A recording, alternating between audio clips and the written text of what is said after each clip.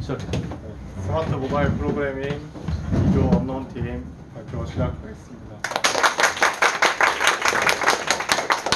네, 저희 일단 목차 먼저 설명드릴 텐데 저희 처음에는 간략하게 주제를 선정하게 된 이유랑 기능 간략하게 소개하고 저희가 사용한 하드웨어랑 소프트웨어 간략하게 설명하고 그 다음에 두 번째로 사전 설정하는 데 있어 필요한 블루투스나 NFC나 서버, 구글맵 API 등 사전 설정에 관한 내용을 잠시 다루고 기능 구현으로 넘어갈 텐데 기능 구현에는 저희가 어플 동작에 있어서 자세히 코드와 함께 살펴볼 예정입니다.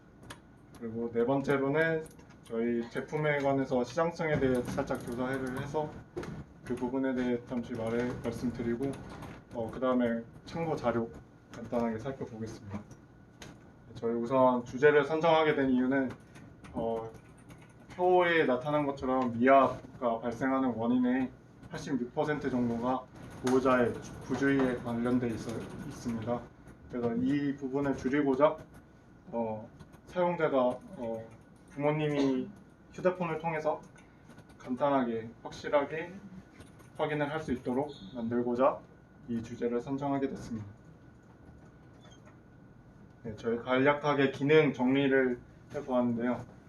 일단 이 미아 방지 팔찌에 관한 내용입니다. 이 팔찌 안에 지금 블루투스 모듈하고 NFC 태그 그리고 건전지가 함께 들어가 있고요. NFC는 여기 앞에 보시는 거 저희가 문 열리는 거를 모듈화해서 만들어놨는데 문 열리는 데에도 쓰이고 휴대폰에 어플 사용하는 데 있어서 등록된 사용자인지를 판단하는 데도 사용됩니다. 그리고 블루투스 통신을 통해서 아이와의 거리를 측정하게 되고 이를 통해 알람이 울리면서 특정 번호로 연결되게끔 되어 있습니다. 그리고 종이 티켓을 전자화하게 된 경우라고 볼 수 있고 어플을 통해서 관리자 또한 편리하게 사용할 수 있게 어플 하나로 사용할 수 있게 만들어놨고 다국어를 지원해서 저희 국내뿐만 아니라 해외에서도 충분히 사용할 수 있다는 걸 보여드리고 싶었고 그 다음 이제 놀이기구 지도를 통해서 키에 맞는 놀이기구를 표시를 하였습니다. 또 QR코드를 이용해서 저희 놀이공원에서 어플을 사용하고자 하는 사람들이 편하게 사용할 수 있게 QR코드를 생성을 했습니다. 그래서 하드웨어는 현재 블루투스 모듈은 비콘 기능이 필요해서 HM-10이라는 모듈을 사용을 했고 비콘 기능이 필요한 이유는 RSSI 값을 받아오는데 좀 어려움이 있고 배터리 소모가 많아서 비효율적이기 때문에 비콘 기능이 있는 모듈을 사용했습니다. 그리고 건전지는 최대한 크기를 줄이면서 용량을 생각하기 위해서 수분 전지를 이용을 했고 NFC 태그 같은 경우는 그냥 기존에 많이 사용되는 제품을 사용을 했고 쪼개서 이 안에 있는 내용물만 가지고 저희는 사용을 했습니다. 그리고 저희 아두이노 키트는 아두이노 우노 보드를 사용했고 이 보드로 블루투스 모듈 사전 설정과 놀이공원 티켓 자동 검사를 위해서 서브 모터랑 RFID 모듈을 같이 사용을 했습니다. 네, 그리고 케이스에 관한 건데 이거는 박래근 하고 부분이 설명드리겠습니다. 네, 이 3D 모델링에 대해서 말씀드릴 텐데 이거를 어떻게 만들어야 될지 고민을 좀 많이 해봤어요. 하드웨어를 저희 팀만 이번에 사용을 하게 되면서 이걸 바탕으로 팔찌를 어떻게 구성할 것인지를 고민을 많이 하게 됐고요. 팔찌 자체가 안에 NFC도 내장돼야 되고 비콘 그리고 배터리 이렇게 좀 복합적으로 내장이 돼야 되기 때문에 팔찌 크기 자체가 너무 두꺼워지거나 하면 인식도 연에서 많이 떨어지기 때문에 이걸 어떻게 보정할지에 대해서 많이 생각을 해서 그 과정에 대해서 간단하게 말씀드릴게요. 맨 처음에 초반에 보셨던 것 같이 엄청나게 크게 만들었고요. 튼튼하게 만들어야 된다는 생각에 그냥 무작정 크게 만들었더니 튼튼은 한데 이게 도대체 사람이 찰 수가 없는 그런 형태가 나와서 이거를 보정을 하게 됐고요. 그래서 사람의 소비자가 편리함을 어떻게 하면 느낄까 해서 사람의 그 팔의 그 곡선에 맞춰서 이렇게 밑에 하단은 곡선으로 만들고 이렇게 관리자 측면에서도 관리를 어떻게 하면 편할까 해서 이렇게 위에를 열 수 있게끔 만들었는데 이거 같은 것의 결함 같은 경우에는 이렇게 위로 열리게 되면 그냥 평상시에도 이렇게 열리게 되기 때문에 소비자가 사용하는 도중에도 이게 열릴 수 있는 위험이 있어서 이거를 보정을 하게 됐고요. 그렇게 돼서 이거를 저쪽에 3차 모델을 보시면 이쪽 뚜껑을 넣게 되면 이게 팔에 닿는 부분에서 열릴 수가 없기 때문에 이러한 형태로 바꾸게 됐고요. 그리고 관리자가 지금 이쪽에서는 놀이공원이 될 텐데, 놀이공원 입장에서도 배터리를 계속 지속적으로 소모품이기 때문에 바꿔줘야 되는데, 그 과정에서 그 편리성을 증대시키기 위해서 배터리 모듈을 설계했고요. 그리고 최종적으로 봤을 때는 최종 팔찌 모델 이렇게 하단이 나왔습니다. 그리고 이거를 생성하는 그 프로그램 같은 경우에는 큐비콘 그 3D 모델링이 있는데 거기서 제공하는 큐비 크리에이터를 사용하게 됐고요. 그리고 CAD 작업 같은 경우에는 띵커CAD에서 저쪽에서 제공하는 그 프로그램을 이용해서 생성하게 되었습니다. 네, 그리고 저희 소프트웨어 사용한 거 간략히 설명드리면 어파치랑 PHP, MySQL 총 세 가지는 데이터베이스를 구축하는데 가장 보편적인 방법으로 저희도 사용을 했고, 그 다음에 어플을 만들기 위해서 안드로이드 스튜디오 사용을 했고, 그 다음에 GitHub 리드미 작성을 위해서 비주얼 코드를 사용을 했습니다.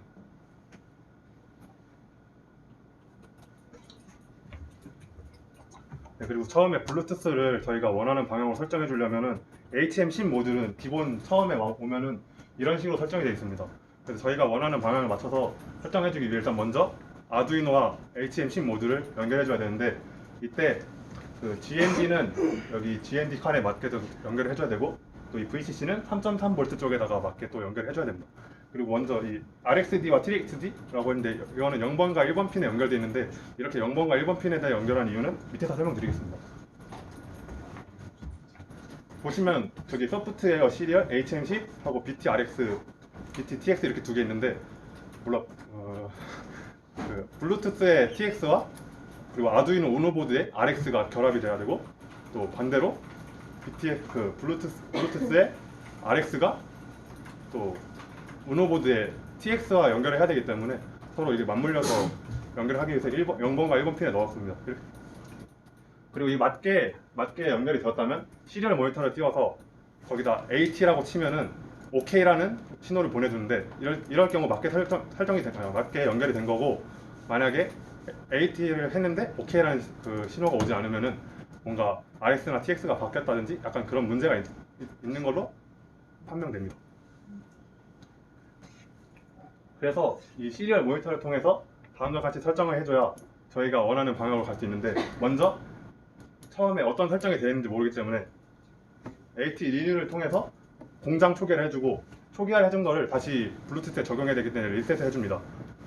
리셋을 해주면은 리셋을 해줘야 적용이 되니까 그다음 저희가 원하는 그 블루투스 모듈의 이름을 설정해주기 위해 AT name 하고 저희가 원하는 이름, 저희는 언노운으로 했고, 그럼 밑에 ADVIO라고 있는데, 저 ADVIO는 그 블루투스에서 신호를 보내는 주기, 그 주기를 약 0.5ms로 0.5초로 맞춰주고, 그다음 밑에 있는 AT 플러스 ADTY 3은 그 오직 비콘 기능만 사용하겠다는 뜻을 가지고 있습니다. 그리고 모든 설정을 적용하기 위해서 마지막에 또 AT 리셋을 해주면 설정이 완성됩니다.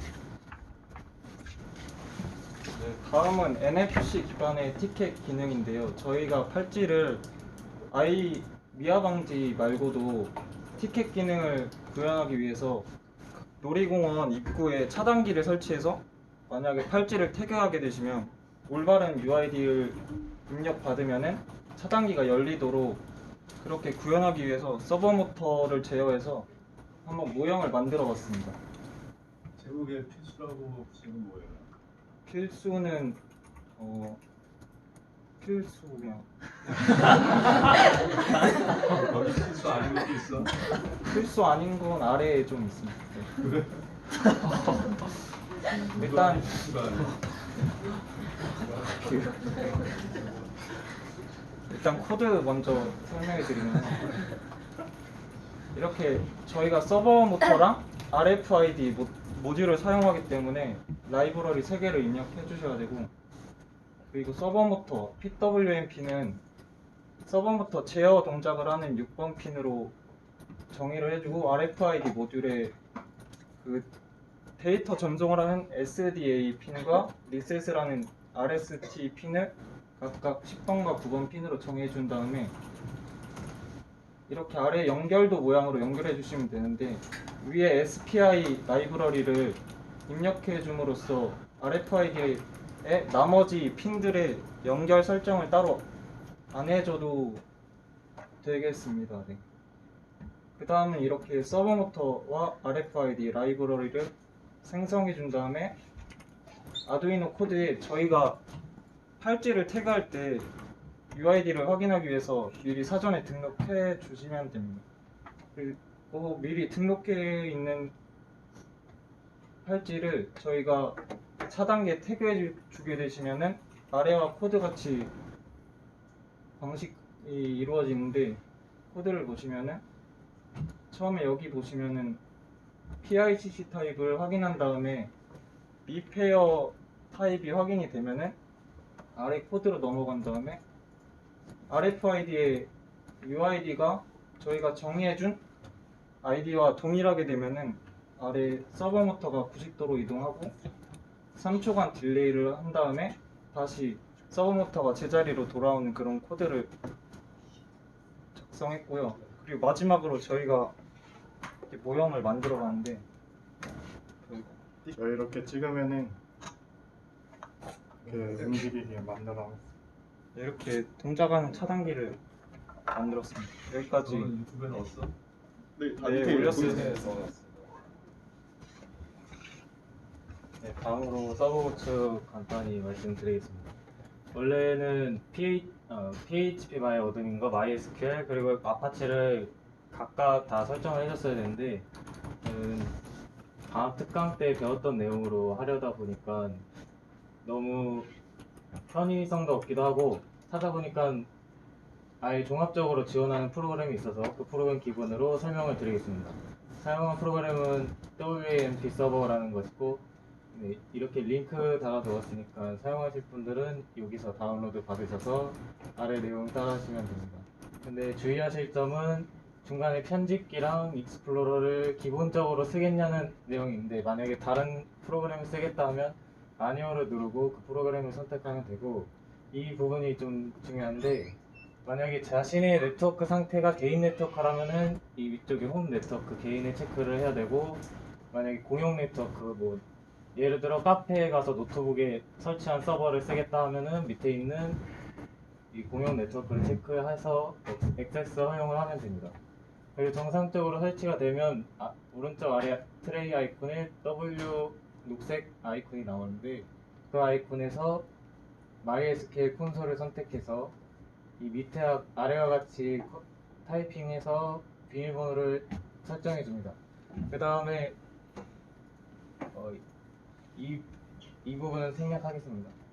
이 중요한 부분인데 저 같은 경우는 서버가 지금 제 방에 따로 설치를 해놨습니다. 근데 이게 처음 설정에서는 로컬로만 연결을 할 수 있게 되어 있는데 이 부분을 모든 연결이 들어올 수 있도록 설정함으로써 지금 보시는 바와 같이 서버를 학교에서도 쓸 수 있게 설정을 해 놓았고요. 그리고 이 밑에 방화벽을 특정 포트를 열어줘야 완벽하게 구동이 됩니다.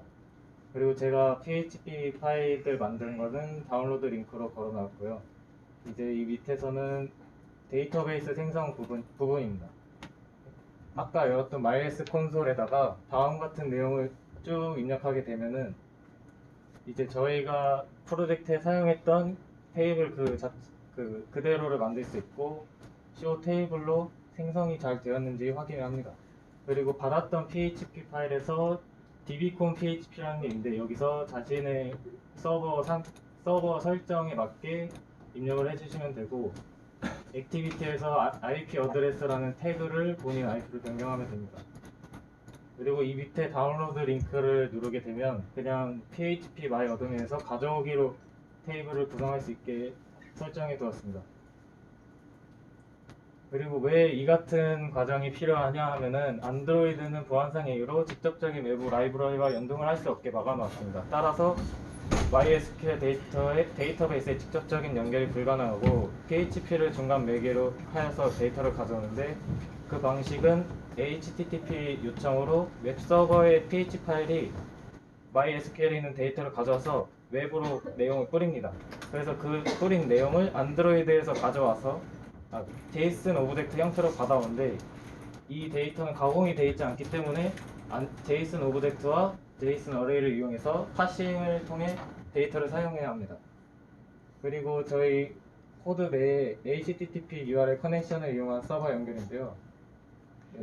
다음과 같이 서버 URL에는 저희가 요청하게 될 PHP 주소를 넣어주고 밑에 파라미터로 그 PHP 파일이 받아서 처리하게 될 그 변수들을 넣어줍니다. 그래서 이렇게 거친 PHP 파일이 뿌려진 데이터를 안드로이드에서 받아가지고 파싱을 진행하게 됩니다. 네, 다음과 같이 저희는 이제 태그 네임에 맞는 아이템을 가져오는 코드 예시입니다. 네, 저희 그리고 지도를 구현하기 위해서 구글맵 API를 사용했는데 이 부분은 업조에서 또 내용이 나왔기 때문에 최대한 좀 간략히 설명드리겠습니다. 일단 여기에 적어놓은 링크로 들어가게 되면은 구글에서 제공하는 API들을 사용할 수 있고 로그인한 다음에 팀 프로젝트를 이름 설정 후에 만들게 되고 그 다음에 API를 가져오는데 저희는 Maps SDK for Android라고 해서 안드로이드에서 맵을 사용할 수 있는 API를 사용하게 되었습니다. 그래서 이걸 선택하게 되고 사용자 인증 정보를 들어가서 등록을 한 다음에 API 키가 생성이 되는데 이 부분은 안드로이드 매니페스트 파일에 들어가게 됩니다.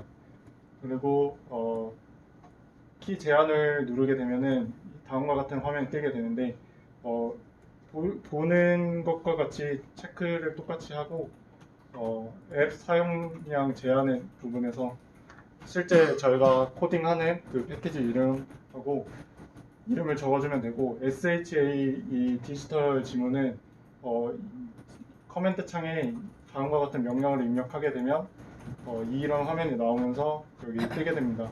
그래서 이 부분을 복사해서 붙여넣기 해주고 설정해주면 끝이 나고 마지막으로 안드로이드 매니페스트 파일에서 방금 말씀드린 API 키를 메타데이터 형식으로 넣으면은 기본 설정이 완료가 됩니다.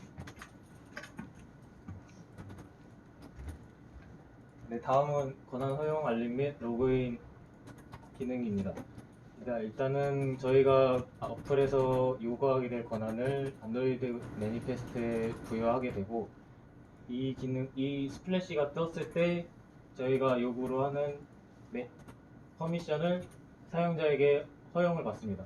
그 이후에 NFC 태그를 통해서 로그인을 하게 되는데 이 부분을 shared preference를 이용하였고 이 목적은 NFC를 태그하여 ID 값을 받아온 과정에서 저희가 로그인을 했다 안 했다를 가릴 수 있는 is using이라는 데이터 값에 로그인을 하였을 경우 true를 넣어주고 사용자가 로그아웃 하기 전까지는 앱을 다시 켜도 NFC 태그 화면에 가지 않고 로비로 바로 갈 수 있도록 처리를 했고 최초에 태그된 경우에는 is using이 false이기 때문에 프로필 입력 화면으로 이동하게 됩니다. 그리고 만약에 전에 태그한 기록이 있고 프로필이 입력되어 있는 경우에는 바로 로비로 이동하게 되고 만약 태그만 하였고 프로필이 입력되지 않은 경우에는 프로필 입력으로 가서 데이터를 입력하도록 요구합니다. 그래서 이 밑에 부분인데 이 위에 부분이 퍼미션을 요청하는 부분이고 이 밑에는 만약에 처음 태그한 것이 아니라면 바로 로비로 띄워질 수 있게 하는 부분입니다. 그런데 만약에 태그만 하였고 프로필을 입력하지 않았을 때는 프로필 액티비티로 이동하게 되고 그 외의 모든 경우의 수는 로그인을 하였고 프로필을 입력한 엘스문으로 가서 로비 액티비티로 이동을 하게 됩니다. 네, 다음으로 설명해드릴 기능은 인트로 슬라이드라는 기능인데요. 인트로 슬라이드에 대한 이 기능은 저희 손잡아 앱뿐만 아니라 모든 앱에서 유용하게 사용될 수 있을 겁니다. 왜냐하면은 이 인트로 슬라이드는 사용자가 앱을 처음 실행할 때 그 앱을 사용법을 알려주는 가이드 역할을 해줍니다. 이제 세부 기능으로는 화면을 옆으로 넘기거나 넥스트 버튼을 눌렀을 때 슬라이드가 옆으로 움직이는 걸 볼 수 있고요. 스킵 버튼이나 인트로 슬라이드의 마지막 화면에는 스타트 버튼이 있는데 이걸 누르면 바로 그 본 앱을 시작할 수가 있습니다. 그래서 이 화면은 인트로 슬라이드가 지금 실행되고 있는 화면이고요. 인트로 슬라이드를 구현하기 위해서 자바 클래스에서는 웰컴 액티비티와 마이 페이지 어댑터를 생성해 줘야 되고요. 레이아웃은 이게 되게 많아 보이는데 필요한 건 액티비티 웰컴과 이 슬라이더, 이 XML 파일만 필요하게 됩니다. 먼저 레이아웃에 대해서 설명해 드리면 액티비티 웰컴에서는 그 코드를 그냥 작성하면 되지만 주의할 점은 이 뷰 페이저인데요. 이 뷰 페이저 기능은 페이지가 슬라이드 되어서 좌우로 넘어갈 수 있도록 해주는 기능인데 여기 보시면 서포트 v4라는 이 문자가 이 버전에서만 제공하게 돼서 프래그먼트도 그 사항에 맞춰서 해줘야 된다는 뜻인데요. 이 프래그먼트가 뭐냐면 하나의 액티비티가 여러 개의 화면을 가지도록 만들기 위해서 보완된 개념인데 이제 태블릿 PC나 스마트폰 보면 화면이 다 다르잖아요. 그래서 다양한 크기의 화면을 가진 모바일 환경이 늘어남에 따라서 하나의 디스플레이 안에서 다양한 화면 요소들을 보여주고 싶은 요구가 생겨서 추가된 그런 개념이라고 보시면 돼요. 그래서 이 액티비티 웰컴을 완성하면 인트로 슬라이드 하단 부분에 이 부분이 완성이 됩니다. 그 다음에 슬라이더에서는 이제 자기가 설명하고 싶은 화면의 이미지랑 필요에 따라서는 텍스트 뷰도 삽입해서 이런 식으로 삽입을 해주면 됩니다. 네, 이제 자바 클래스에 대해서 설명해 드리겠습니다. 자바 클래스는 이제 마이 페이지 어댑터, 웰컴 액티비티가 있다고 설명해 드렸는데요. 마이 페이지 어댑터에서는 이 페이지 어댑터를 구현할 때 꼭 오버라이드해야 하는 메소드가 있습니다. 사용 가능한 뷰의 개수를 리턴하는 getCount, 페이지 뷰가 특정 키 객체와 연관되는지 여부를 판단하는 isView from object, 포지션에 해당하는 페이지를 생성해주는 instantiate item, 그다음에 포지션 위치에 페이지를 제거하는 디스토리 아이템이 있습니다. 이게 인트로 슬라이드가 작동하는 주요 메소드인데 이 부분은 제가 구동 방식을 설명하면서 자세히 다루도록 하겠습니다. 그 다음에 웰컴 액티비티 부분인데요. 이 부분은 아까 넥스트와 스킵 버튼에 대한 내용에 좀 더 세밀하게 써있는 코드인데요. 스킵 버튼에 대해서는 이제 스킵 버튼을 눌렀을 때 저희가 NFC를 태그하지 않았을 때는 NFC 태그를 시작하고 NFC 태그를 이미 했을 시에는 로비 액티비티가 실행되게 해놓습니다. 그 다음 넥스트 버튼에 관한 내용인데요. 넥스트 버튼은 넥스트 버튼을 눌렀을 때 그 뷰 페이저에 아이템을 추가한 그 다음 페이지가 나오게 되고 이 부분은 마지막 페이지라는 뜻으로서 마지막 페이지에서 버튼을 눌렀을 때 이제 앱이 실행되도록 한 것입니다. 그리고 이 부분은 레이아웃을 객체로 생성해서 배열로 생성해서 인트로 슬라이드에 화면을 넣어주는 건데요. 여기 보이는 이렇게 넣은 그 배열의 순서가 인트로 슬라이드에 나오는 그 화면의 순서랑 동일하기 때문에 참고하시면 될 것 같습니다. 이제 마지막으로 동작 방식에 대해서 설명해 드리겠습니다. getCount 메소드에서는 뷰 페이지의 전체 페이지 수를 결정하는데요. 뷰 페이지에 포함된 전체 페이지 수는 getCount 메소드의 리턴 값으로 결정이 됩니다. getCount는 개발자가 직접 오버라이드해서 작성하는 메소드로 전체 페이지 수는 개발자가 결정할 수 있고요. 저 같은 경우는 아까 레이아웃을 배열로 만들었으니까 레이아웃의 배열을 리턴하도록 하겠습니다. 그 다음에 이제 뷰 페이지의 생성과 관리에 대해서 말씀드릴 건데요. 뷰 페이지는 항상 현재 페이지를 기준으로 좌우 하나씩 존재합니다. 즉 현재 페이지를 포함해서 3개의 페이지만 생성하고 관리하는데 그 이유는 페이지가 표시되는 매 순간에 매 순간에 바로 생성을 하거나 아니면 모든 페이지를 많이 생성해버리면 메모리를 차지하게 되면서 이제 페이지를 넘겼을 때 지연이 되거나 끊기는 경우가 많아지는데요. 이를 절충하기 위해서 뷰 페이저에서는 3개의 페이지만 관리하게 만들었습니다. 제가 이거에 대해서는 마지막에 그림에 대해서 더 쉽게 설명해 드리겠습니다. 그다음에 인스텐시트 아이템은 화면에 표시할 페이지 뷰를 생성하는데요. 이 파라미터에 전달된 포지션에 해당하는 페이지를 생성한 다음에 이 부분은 아까 레이아웃 만들었던 XML을 그 인플레이터로 넣어줘서 뷰로 만들어서 뷰 페이지에 넣을 수 있게 해주는 거고요. 또 다른 파라미터로 전달된 컨테이너에 생성된 페이지 뷰를 추가하면 됩니다. 이제 페이지 뷰가 키 객체와 연관되는지 확인하는 이즈뷰 프롬 오브젝트 메소드가 있는데요. 뷰 페이지는 내부적으로 관리되는 키 객체와 페이지 뷰가 연관되는지 여부를 확인하는 역할을 수행합니다. 그 이유는 뷰 페이저가 내부적으로 각 페이지를 뷰로 직접 관리하지 않고 키 객체로 관리하게 되는데요. 키 객체는 특별한 타입의 클래스를 말하는 게 아니라 오브젝트 타입의 객체이고, 이는 페이지의 위치와 관계없이 지정된 페이지를 추적하고 보여하기 식별하게 해주는 그런 코드입니다. 그 다음에 디스토리 아이템 메소드로 생성한 페이지 뷰를 제거해주는 화면은 이 터틀레더가 완성되는데요. 이 그림을 보시면은 첫 번째 실행했을 때 처음 페이지 1이 나오고 그 인접한 바로 옆에 페이지 2까지 같이 생성하게 됩니다. 화면에는 지금 1이 떠 있는 상태고요. 다음 화면으로 넘겼을 때 그 미리 생성한 이 페이지로 가서 그 인접한 3페이지를 만들고 1은 이미 생성되어 있으니까 지금 유지하고 되어 있는 상태입니다. 이제 두 번째 페이지에서 세 번째 페이지로 넘어갔을 때 세 번째 페이지에 인접한 네 번째 페이지를 생성해주고 두 번째 페이지를 아까 생성했으니까 냅두는데, 이제 페이지 1은 3에 인접하지 않았으니까 이렇게 제거하는 형식으로 해서 메모리를 관리해주는 것입니다. 다음으로 NFC 태그에 대해 설명해 드리겠습니다. 저희 어플을 실행하려면 NFC 태그를 해야지 이제 앱이 실행이 되는데, 그 NFC 태그를 할 때 이 ID 값이 일치해야 됩니다. 그래서 따라서 이 과정은 ID 값을 가져오는 과정이고요. 일단 여기 보시면은 처음에 일단 이 핸드폰이 NFC를 그 기능이 있는지를 확인해 봐야 됩니다.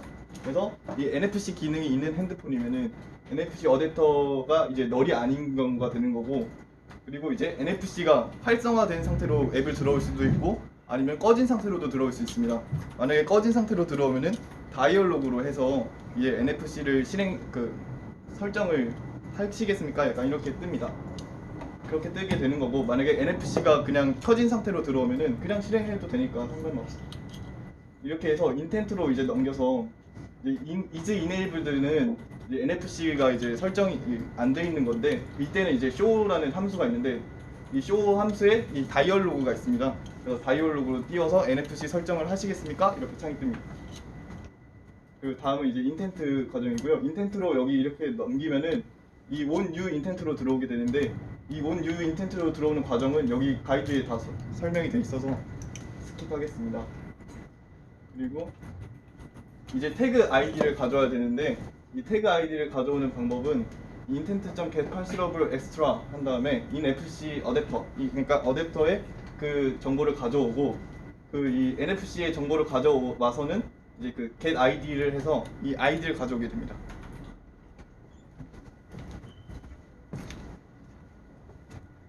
프로필 입력 기능 설명드리겠습니다. 아이의 정보를 입력하는데 이름, 나이, 보호자 전화번호를 입력하고 여기 있는 버튼을 누르게 되면 다음처럼 PHP로 사용자가 지닌 아이디와 사용자가 입력한 이름, 나이, 전화번호가 전달이 됩니다. 그래서 파라미터로 이렇게 넘어가게 되고, 전달된 데이터를 그 사용자 아이디에 맞게 이름과 나머지 정보들을 업데이트를 해주게 되고, 이 업데이트된 정보들은 프로필 보기 창에서 데이터베이스를 통해 받게 됩니다. 다음에 이제 블루투스에 대해 설명해 드리겠습니다. 처음에 이제 저희가 생각한 블루투스로는 이제 비콘 기능이 없는 블루투스를 처음에 선택했었는데요. 근데 이게 문제점이 있었습니다. 이게 스택 오버플로우에 있는 그 코딩 그 사이트인데요. 여기에 올렸는데 You can only get the RSSI value during a device discovery scan. 그러니까 이 스캔을 할 동안만 RSSI 값을 받아올 수 있습니다. 그래서 딱 한 번밖에 못 받아온다는 말이죠. So do you really need to perform an inquiry every 1 second? 그러니까 몇 초마다 너가 이걸 가지고 오고 싶냐면은 이 엄청난 배터리를 소비하게 된다고 이렇게 써 있습니다. 그래서 저희는 비콘을 소개해서 비콘으로 이제 갈아타게 되어 있는데요. 비콘의 이제 송신 방법으로는 이렇게 이제 비콘에 이게 송신되는 그 바이트입니다. 그러니까 정보인데 그 UUID가 16바이트 넘어오고 메이저가 2바이트 넘어오고 마이너가 2바이트, 그 메저드 파워가 1바이트 넘어옵니다. 근데 이 메저드 파워에 이 1바이트 안에 이 RSSI가 같이 넘어오기 때문에 저희는 비콘을 선택하게 되었습니다. 그 BLE라고 불리는 이 비콘은 블루투스 로우 에너지로 이 저전력으로도 쓸 수 있어서 그러면은 이제 그 팔찌의 그 배터리를 좀 더 오래 쓸 수 있기 때문에 BLE를 선택하게 되었고, 그 BLE는 다른 그 블루투스와는 좀 약간 다른 개념이라서 BLE는 약간 핸드폰에 막 쏴주는 개념입니다. 그래서 핸드폰에서는 그냥 수신만 하면 되기 때문에 훨씬 더 그 페어링을 굳이 하지 않아도 이게 계속 값을 받아올 수 있습니다. 다음으로는 비콘 RSSI 얻는 법에 대해 알려드리겠습니다.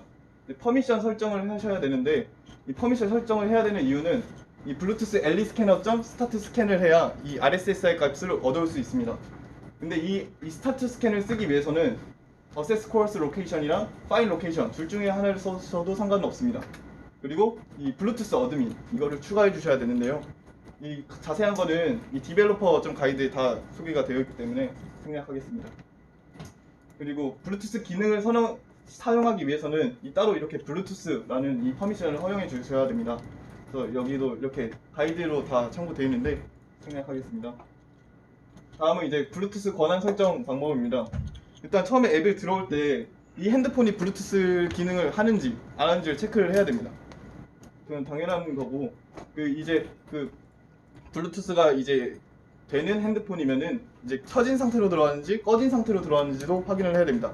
만약에 켜진 상태로 들어오면은 그냥 스타트 스캔만 해서 그 RSSI 값을 보여주면 되는 거고, 만약에 꺼진 상태로 들어온다면은 명시적으로 창을 띄워서 블루투스를 키시겠습니까? 이런 식으로 띄워야 됩니다. 이 명시적으로 띄워야 되는 이유는 사용자에게 뭐 설명도 없이 막 이렇게 실행시키면은 안 되기 때문에 명시적으로 다 이렇게 설명을 해줘야 됩니다. 그래서 블루투스 어댑터가 널인 경우는 이제 핸드폰이 블루투스를 지원하지 않는 경우고, 이 널이 아니면은 이제 핸드폰이 블루투스를 지원하는 거니까 이제 그 블루투스가 활성화된 상태로 들어왔는지 아니면 활성화가 안 된 상태로 들어왔는지를 확인하셔야 됩니다. 그래서 만약에 활성화된 상태로 들어오면은 이 스타트 스캔을 써서 그 RSSI 값을 계속 지속적으로 받아오시면 되는 거고요. 그리고 이제 만약에 활성화가 안 된 상태로 들어오면은 명시적으로 이제 창을 띄워서 블루투스를 설정하시겠습니까? 이렇게 창을 띄웁니다.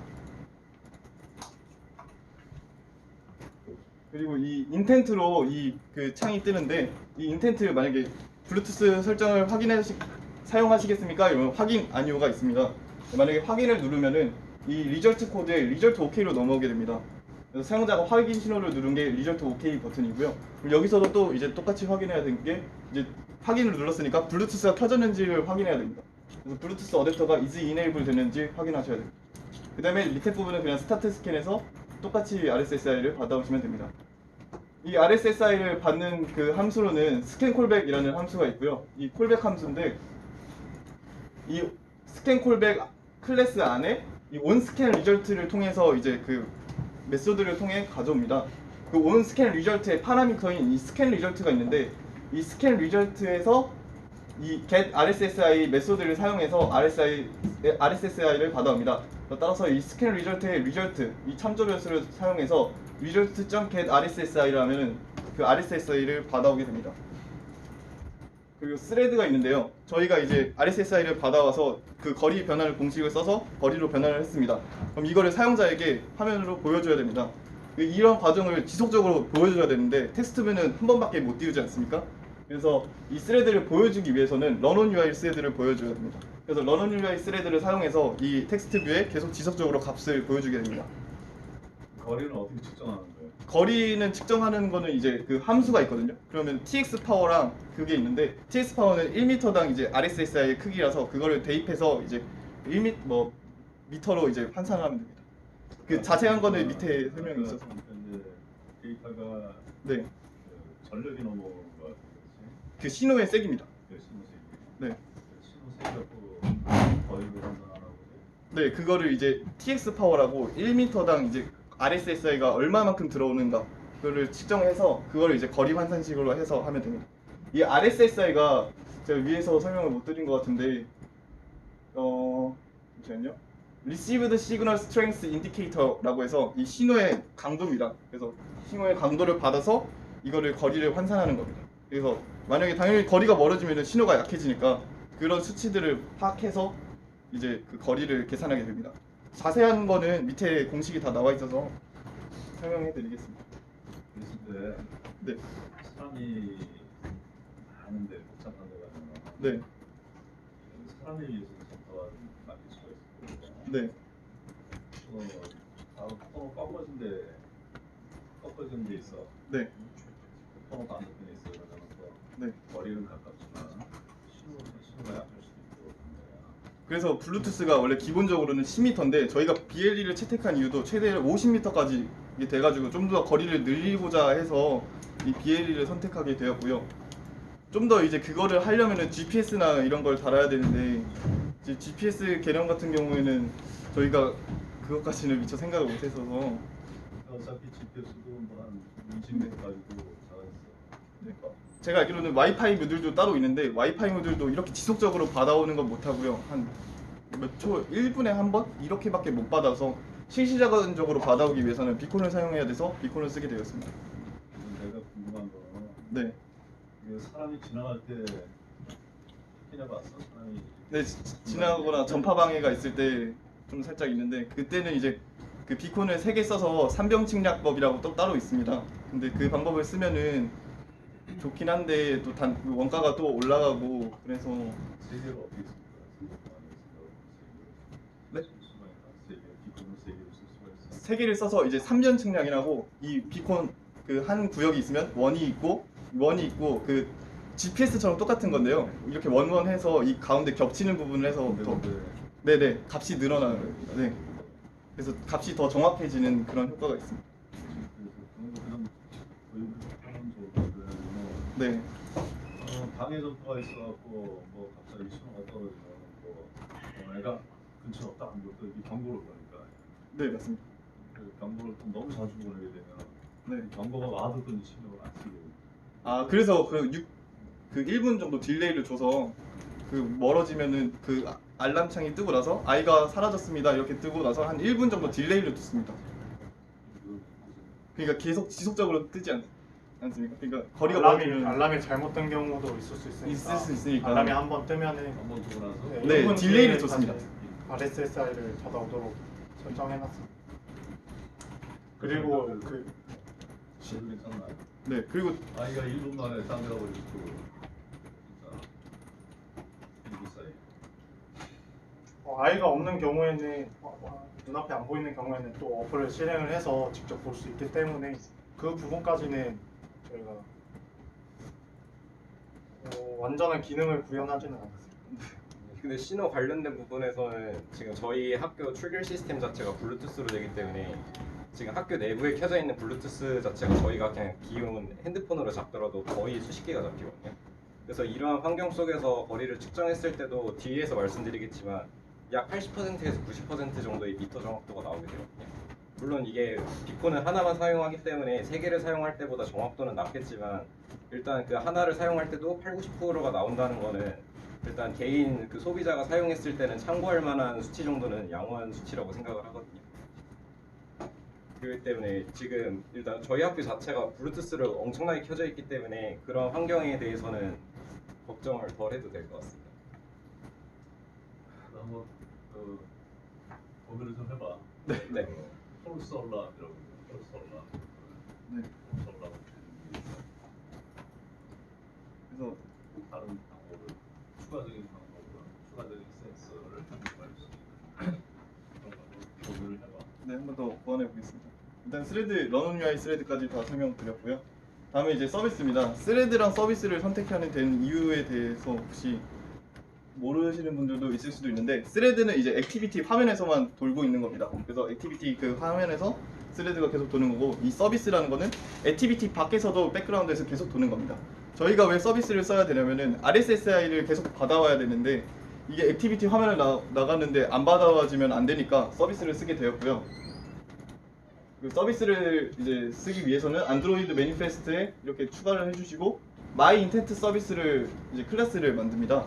근데 이 서비스 클래스를 만드는데 이 인텐트 서비스를 이거를 해줘서 익스텐드 해줍니다. 근데 이게 제가 알기로는 인텐트 서비스 말고 그냥 서비스도 있는데 그거는 이제 또 다른 방법이 있어서 그거는 한번 찾아보시고 공부하시면 될 것 같습니다. 그리고 이렇게 생성자를 만들고 이 서비스에 순환도가 있는데 이 순환도는 밑에 다 참고해 뒀습니다. 대충 간략하게 설명해 드리면은 처음에 이제 서비스가 호출이 되면 온 크레이트로 넘어간 다음에 그 다음에 온 스타트 커맨드로 넘어갑니다.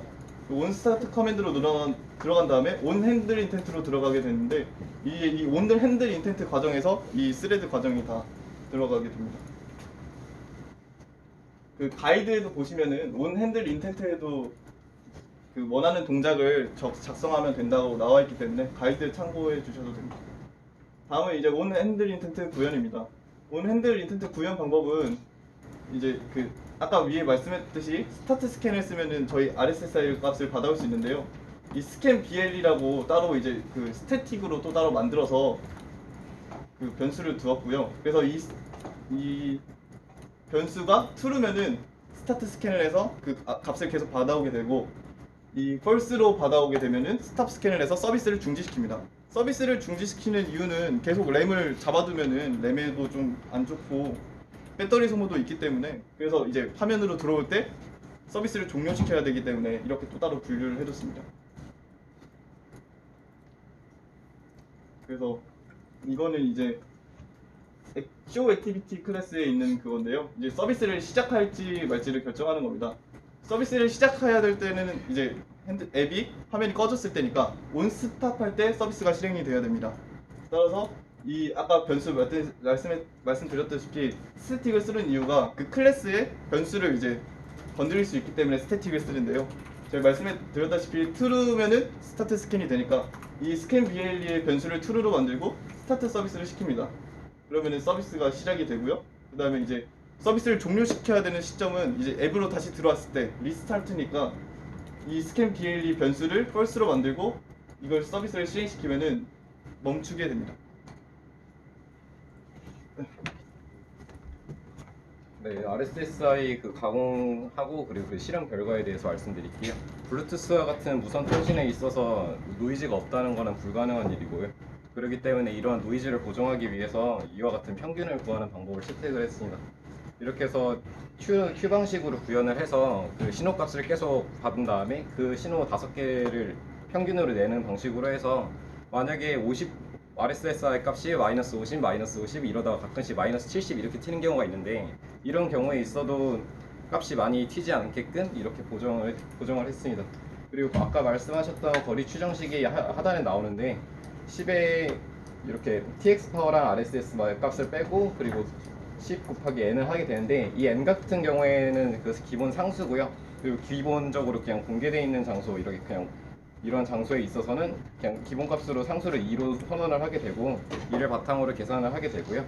그래서 이걸 바탕으로 계산을 하게 된 그 결과치인데 RSS 값을 측정한 결과에 대해서는 지금 팔찌 케이스를 적용하기 전과 팔찌 케이스를 적용한 후에 대해서 그래프를 그려봤는데 그냥 팔찌 자체가 플라스틱이더라도 결국에는 신호 간섭을 야기할 수 있기 때문에 그렇기 때문에 팔찌 케이스 위적용할 때보다 적용할 때 신호값이 더 내려가는 걸 볼 수 있습니다. 그리고 이 값을 보정을 하기 위해서는 TX 파워 값을 약간씩 보정을 해주면 이를 보정할 수 있고요. 그리고 이를 보정을 통해서 나온 그런 미터값 정확도인데 이거를 미터값을 일일이 나타내기는 좀 무리가 있어서 정확도로 나타냈고요. 그리고 팔찌를 위정했을 때랑 팔찌를 적용했을 때 이랬을 때 각각 86.97%랑 90.52%로 물론 지금 이 신호 비콘 하나로 사용했기 때문에 이 정확도는 그렇게 높지는 않지만 그래도 이거를 참고치를 소비자가 사용할 수 있을 정도는 충분히 가능합니다.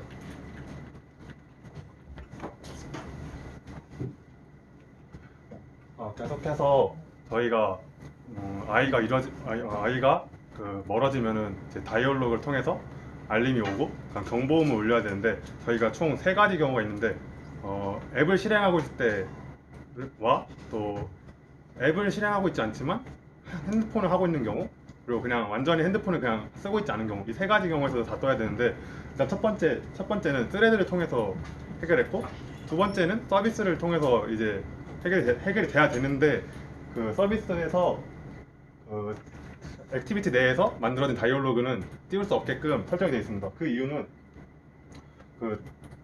그 개발자들이 어플리케이션을 실행한 도중에 갑자기 다이얼로그가 뜨게 되는 경우를 막기 위해서 막아놓았는데요. 그래서 관리자들은 노티피케이션을 쓰는 것을 활용하지만 활용하라고 약간 적극 권유하지만 저희 같은 경우는 지금 미디어를 꺼야 되는데 그 노티피케이션으로는 미디어를 끌 수 없기 때문에 좀 우회적으로 다이얼로그를 띄우는 방법을 사용하였습니다.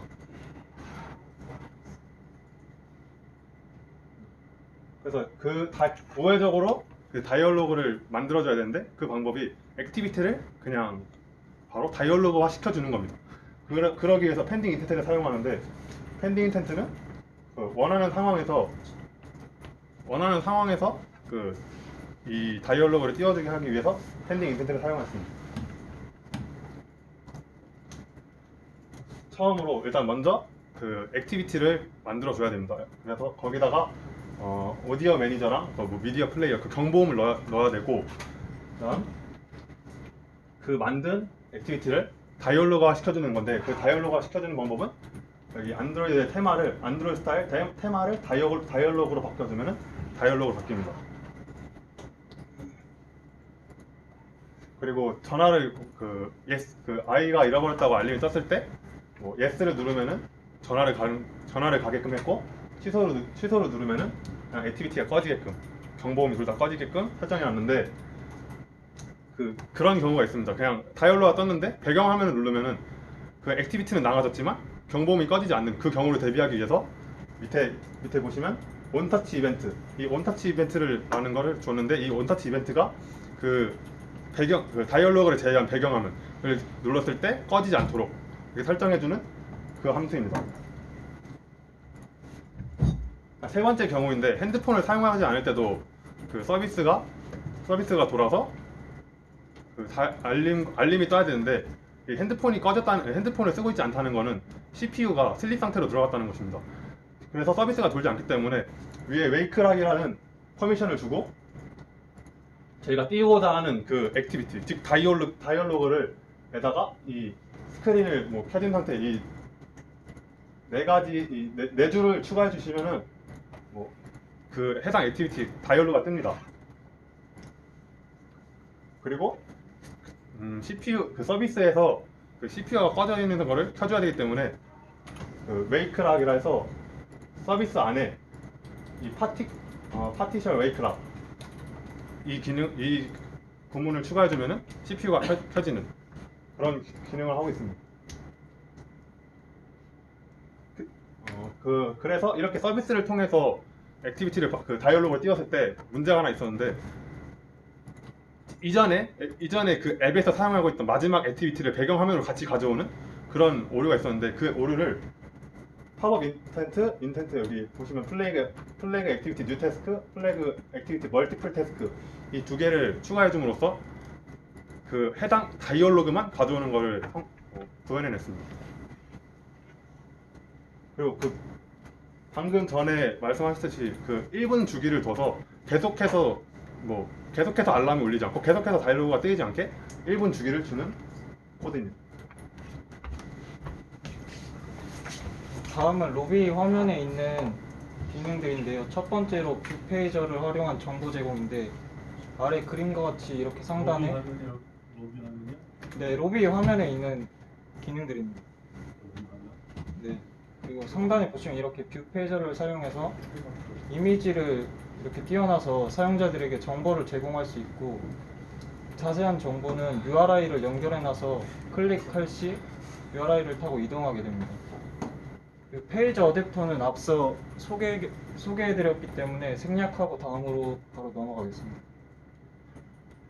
이렇게 이미지를 클릭하면은 URI를 타고 연결하겠는데 이거는 set on click listener를 사용했고요. 이렇게 포지션을 구분하고 포지션에 맞는 URI를 이렇게 입력해줬습니다.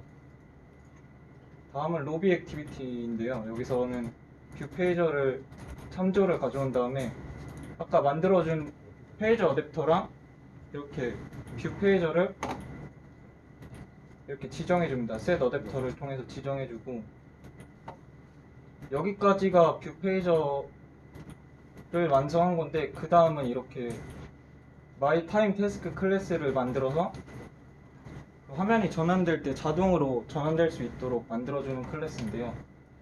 보시면 run on UI 스레드를 통해서 이렇게 현재 페이지를 받아오고 현재 페이지가 0이면은 다음 페이지 1페이지로 넘어가고 이런 식으로 다 넘어가게 해놨고 여기 onCreate 문에서 스케줄 at fix rate를 통해서 2초 후에 4초 간격으로 이 my time 태스크를 불러오도록 이렇게 코드를 작성했습니다. 네, 다음에 소개해드릴 기능은 공지사항인데요. 공지사항은 이제 보통 놀이공원에서 관리자가 놀이공원 이용객들에게 뭔가 전달 사항이 있을 때 안내방송을 통해서 방송을 하잖아요. 근데 그렇게 되면은 이용객들이 뭐 놀이공원 기구를 탔을 때나 아니면 누구랑 대화를 할 때 놓치는 경우가 많아서 전달성이 떨어진다고 생각해서 이 공지사항을 관리자가 바로 직접 입력하면 여기에 텍스트를 띄울 수 있게 하는 기능입니다. 그 기능을 관리자가 하는 기능은 후에 나오는 관리자 모드에서 더 자세히 알아보고요. 이 부분에서는 공지사항을 딥에서 불러오는 과정과 로비 중앙에 공지사항이 표시되고 1분 간격으로 서버로부터 업데이트를 받는 부분을 설명해드리겠습니다. 공지사항 기능은 생각해낸 거야? 아니면 다른 아이디어가 생각을 참고한 거야? 생각해냈어요 저희가.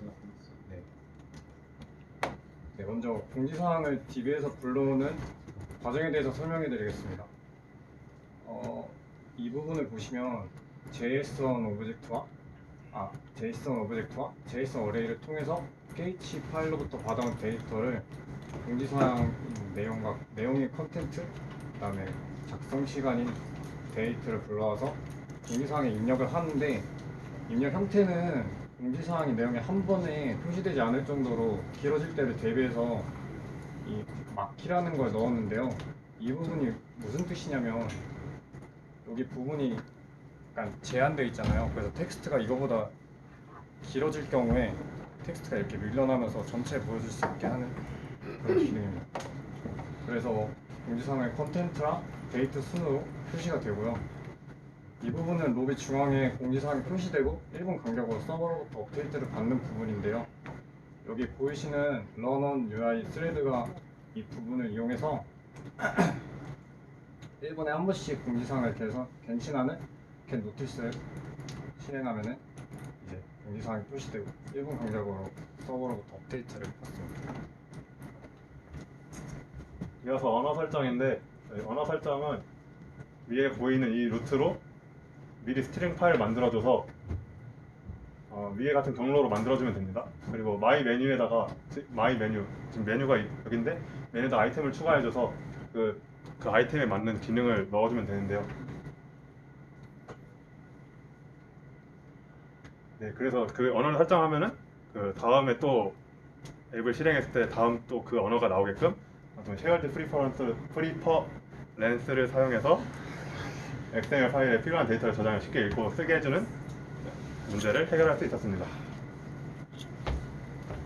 네, 그리고 지도에 대해서 말씀드릴 텐데 구글 지도를 띄우기 위해서는 아까처럼 사전 설정을 한 뒤에 XML 파일 하나에서 프래그먼트로 구글 맵을 띄우게 됩니다. 지금 보시는 이 부분이 구글 API에서 맵을 가져오는 부분이고 그 다음에 이제 보시면 구글 마커라고 해서 이 빨간색으로 표시가 되는데 지금 이 부분들은 구글 마커에 각각 넣을 좌표랑 이름이랑 뭐 URL 주소 이런 것들이고 지금 이 부분에서 이제 마커에 옵션을 추가해서 마커를 클릭했을 때 이름이 보이거나 또 페이지로 이동하는 이벤트 처리를 하는 부분입니다.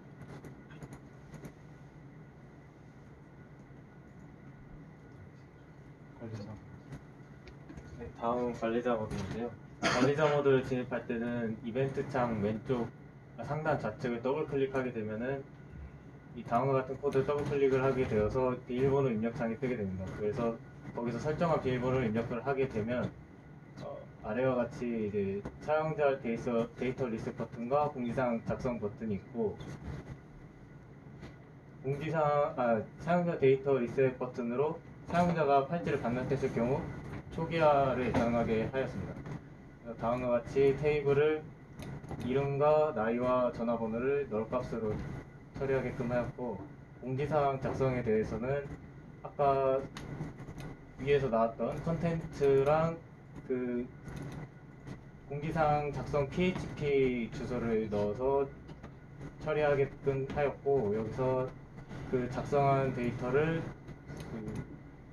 그냥 차례대로 오토 인크리즈먼트를 통해서 계속 공지사항을 쌓도록 하였고 가져올 때는 최근에 추가된 공지사항이 뜨도록 작업하였고 이 밑에 관리자 모드 밑에 별과창이 나오는데 여기에 성공적으로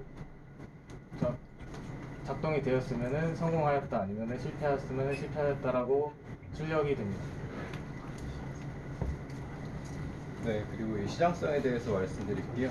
개발자가 가져야 되는 역할이 뭐 여러 가지 있겠지만 뭐 사회적 기여도 뭐 있을 거고 그리고 뭐 좋은 제품을 만드는 것도 있겠지만 뭐 소비자 편의와 그리고 대부분 소비자 편의만 계속 치중이 된다고 해서 막 그닥 그 기업이 오래 가지는 않고요. 아무리 좋은 기술을 만들었다 하더라도 이것의 그 기술에 대한 시장성이 없다면 그 기업은 망해서 지속 가능성을 잃게 됩니다.